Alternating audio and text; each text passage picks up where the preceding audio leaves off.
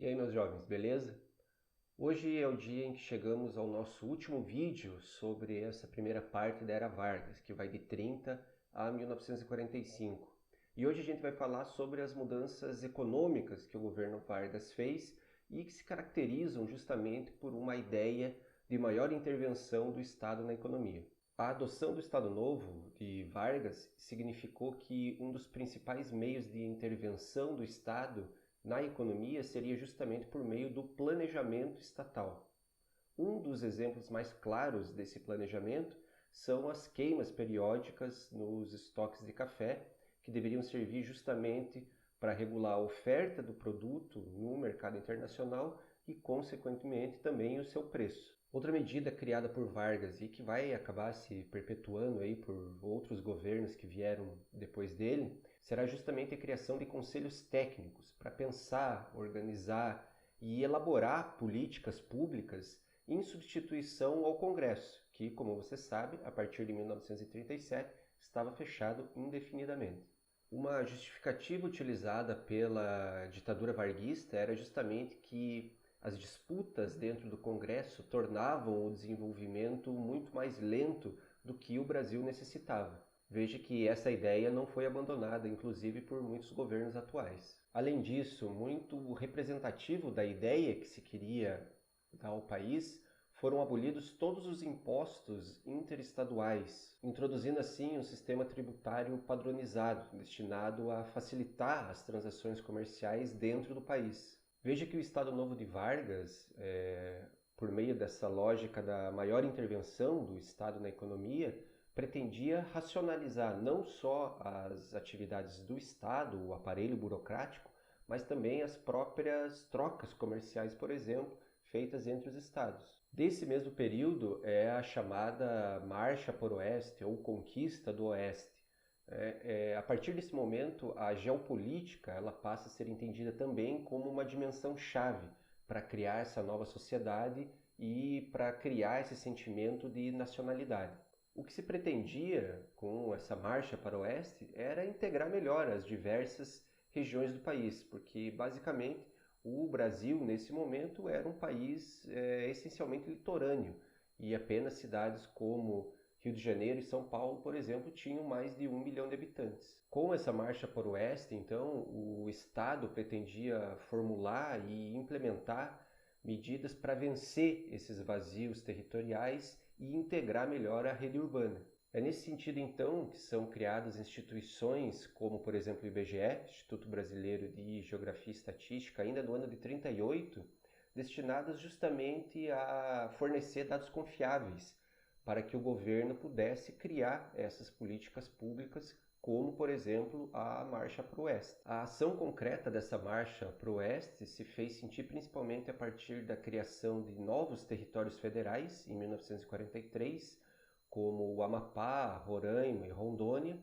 e a colonização do norte do Paraná, com o surgimento também de novas cidades como Londrina, Maringá, Cianorte e Umuarama. Já em 1930, Vargas sabia que era necessário diversificar a economia brasileira para que o Brasil não se tornasse ou não continuasse dependente da exportação de produtos agrícolas. Em todo esse período da Era Vargas, a industrialização vai aumentar, a urbanização vai aumentar, mas ainda os produtos agrícolas, como por exemplo o café e o algodão, continuavam ocupando um espaço bastante relevante no PIB brasileiro. A partir dessa ótica de que era necessário desenvolver a industrialização brasileira para que o Brasil conseguisse se tornar um país mais rico e desenvolvido, Vargas entendeu que cabia ao Estado promover essa industrialização. Então, já a partir de 1934, passado ali aqueles primeiros anos pós-crise de 29, se tornou muito evidente de que o Brasil precisava diversificar a sua pauta econômica. O estímulo ao desenvolvimento industrial no Brasil nesse período, principalmente do Estado Novo, vai ocorrer a partir de uma política de substituição de importações que vai ser conseguida principalmente a partir da desvalorização cambial. A partir do momento em que a moeda nacional ela se torna muito desvalorizada em relação ao dólar, por exemplo, torna muito mais caro, por exemplo, a importação de produtos e, por outro lado, facilita a exportação de produtos agrícolas. Em paralelo a essa política de substituição de importações, principalmente nas indústrias de bens de consumo, o governo Vargas, entre 30 e 45, vai buscar também investir em setores estratégicos, considerados necessários para que o Brasil pudesse dar esse salto industrial, que vão ser justamente os setores de petróleo, energia elétrica e siderurgia.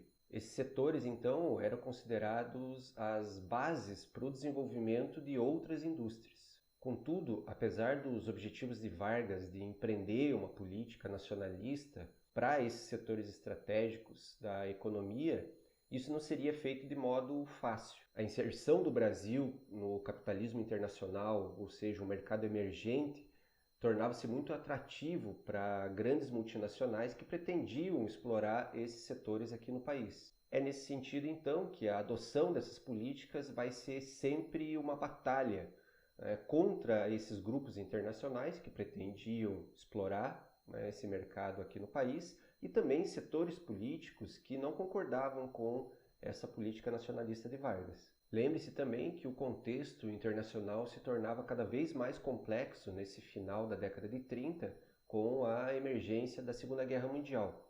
Aliado a Vargas estavam os militares, que viam esses setores do petróleo, da energia elétrica e da siderurgia como uma questão de segurança nacional. As questões relacionadas ao petróleo só vão ser resolvidas no segundo governo de Vargas, lá em 1953, quando é criada a Petrobras.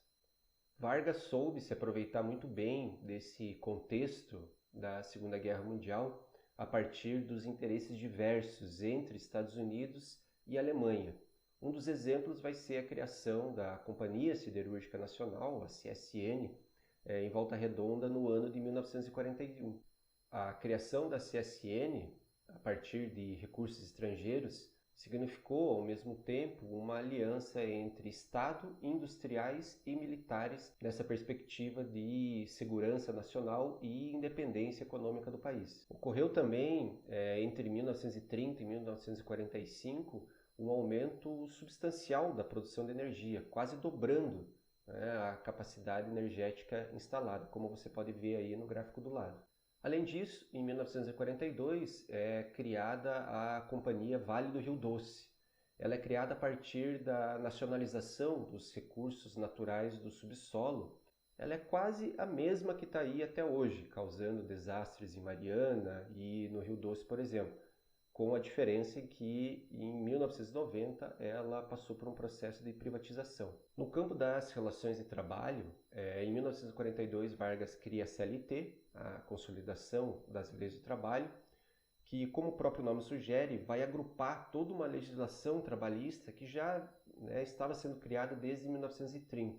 Juntamente com isso, Vargas cria também, no ano de 1942, o salário mínimo, que na conjuntura dessa primeira metade da década de 40, com um processo inflacionário crescente, vai ser tão mínimo que, assim como hoje, não satisfaz as necessidades mínimas das pessoas. É a partir desse momento que o DIP, que nós falamos na última aula, com as suas propagandas, passa a vincular essa imagem de Vargas como pai dos trabalhadores, protetor dos pobres, dando justamente a ideia de que Vargas havia dado como um presente a legislação trabalhista para os trabalhadores. Ao mesmo tempo em que se criou uma legislação trabalhista, Vargas também aumentou o controle sobre os trabalhadores, principalmente sobre os sindicatos. Além da existência do sindicato único por categoria profissional, os líderes sindicais também deveriam ser aprovados pelo governo, assim como os sindicatos, para existir, deveriam ser autorizados pelo governo. Contudo, apesar de toda essa propaganda de Vargas como pai dos trabalhadores, como protetor dos pobres, a vida real era muito diferente. Calcula-se que entre 1935 e 1945 o custo de vida quase triplicou no Brasil, fruto justamente das condições externas marcadas pela emergência da Segunda Guerra Mundial, mas também por medidas tomadas pelo próprio governo Vargas no âmbito interno. E é justamente aí no meio dessa Segunda Guerra Mundial, por volta de 1942, que a situação econômica e política vai se agravar no país. 1942 é um ano chave para a gente entender as mudanças internas do Estado Novo. O rompimento das relações diplomáticas do Brasil com os países do eixo, feita em janeiro de 1942, apenas um mês após o ataque japonês a Pearl Harbor, acabou por ser mais um passo no estreitamento dessas relações entre Brasil e Estados Unidos, e também mais um capítulo no desenvolvimento da política de boa vizinhança, empreendida pelo governo norte-americano aí a partir de 1940 com os países da América Latina, com o objetivo de estreitar as relações políticas, econômicas, culturais dos Estados Unidos com os países latino-americanos. Foi criada inclusive uma agência especial ligada diretamente ao Departamento de Defesa dos Estados Unidos, que criava desde programas de rádio a filmes, justamente para difundir a cultura norte-americana entre os países da América Latina. Para o Brasil, os Estados Unidos, ao elaborar essa política de boa vizinhança, pretendiam impedir principalmente o avanço alemão no país, visto que principalmente a região sul tinha uma colônia germânica muito importante. Vargas soube utilizar muito bem desse contexto de temor dos Estados Unidos frente a um avanço alemão no país, para negociar, por exemplo, a modernização das Forças Armadas e também o empréstimo para a construção da Companhia Siderúrgica Nacional. Ao mesmo tempo, Vargas permitiu que os Estados Unidos construísse uma base aérea em Natal, a base aérea de Parnamirim. Junto a isso, e apesar da relutância dos Estados Unidos, o Brasil participa efetivamente da Segunda Guerra Mundial, enviando tropas para o Teatro de Operações da Itália. Contudo, a participação brasileira ao lado das tropas aliadas na Segunda Guerra Mundial gerou muitas contradições para o próprio governo do Vargas. O Brasil estava lutando ao lado das democracias ocidentais contra as ditaduras nazifascistas, e o próprio governo de Vargas tinha muitas semelhanças com essas ditaduras. Além dessa contradição ideológica, que se tornou muito evidente com a participação brasileira na Segunda Guerra Mundial, havia a questão da vida real, do palpável. A vida dos brasileiros, decorrente justamente do processo inflacionário, se tornou muito difícil nessa conjuntura da Segunda Guerra Mundial, colaborando para aumentar a oposição contra Vargas. A partir de 1943, mesmo com toda a repressão do governo, aumentaram as manifestações em favor do fim do regime. Estudantes, intelectuais, jornalistas e até os próprios oficiais da FEB defendiam a redemocratização do país. E dentro do próprio governo Vargas já tinha gente pulando para fora do barco. O ministro Oswaldo Aranha, aliado histórico de Vargas desde a Revolução de 30, demitiu-se do governo devido à repressão feita pelo Estado Novo contra aqueles que se manifestavam a favor do retorno da democracia. E o general Góes Monteiro se manifestou publicamente em favor do retorno da democracia. Nesse momento, Vargas, que de bobo não tinha nada, já tinha percebido que o seu governo havia chegado ao fim. E em 1945, ele próprio prepara o país para a redemocratização, estabelecendo o fim da censura e a permissão para a criação dos partidos políticos. Em agosto de 1945, no entanto, o surgimento do movimento queremista, formado por líderes sindicais e funcionários do Ministério do Trabalho, passou a defender a candidatura de Vargas para a presidência da República. E é exatamente nesse momento que se acende uma luz de alerta em toda a oposição a Vargas. Todo mundo sabia do que Vargas era capaz, haja vista que em 1937 ele dá um golpe no seu próprio governo para permanecer no poder. E é por isso que, para evitar qualquer artimanha de Vargas, um golpe militar em 29 de outubro de 1945 acaba com o seu governo. Vargas então acaba renunciando à presidência e se retirando para sua terra natal, São Borja.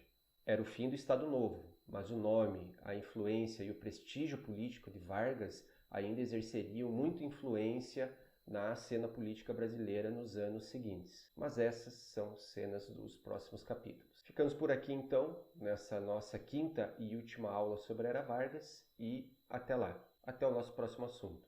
Tchau.